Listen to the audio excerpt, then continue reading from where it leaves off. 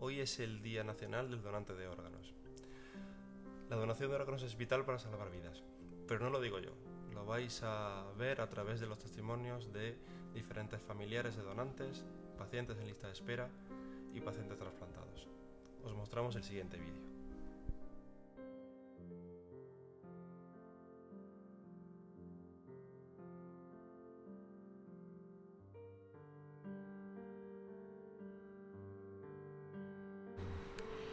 Para mí la donación es vida, es vivir de nuevo. Mi vida depende de una máquina. No puedo faltar a esa cita.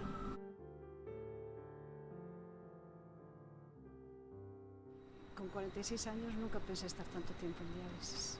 Llevo 13 años, nunca... Incluso la empecé como ilusionada, digo, bueno, pues pueden ser 2 años, 3 años, como mucho, pero ves que pasa el tiempo, y a veces te desilusionas,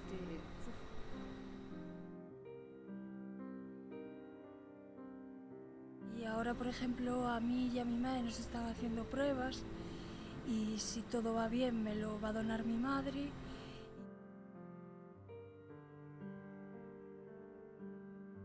Te gustaría ser tú misma, y claro, para eso es fundamental el órgano.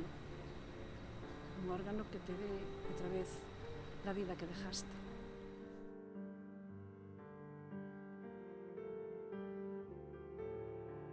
Entonces, bueno, pero miedo relativo, porque es lo mejor que me puede ocurrir, la verdad.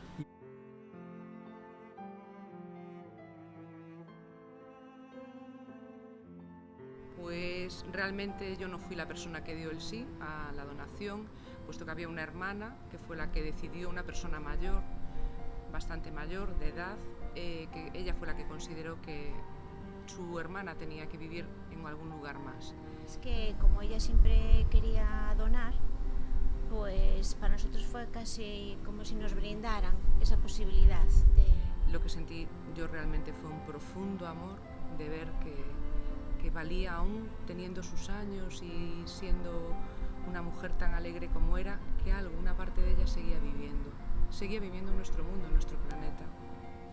Lo volveríamos a hacer y de hecho ya lo hablamos toda mi familia después de que le pasó a ella, ya lo hablamos todos y ya decidimos todos de que a cualquiera de la familia que le pase algo así, que ya no hay duda en que se dona y nada más.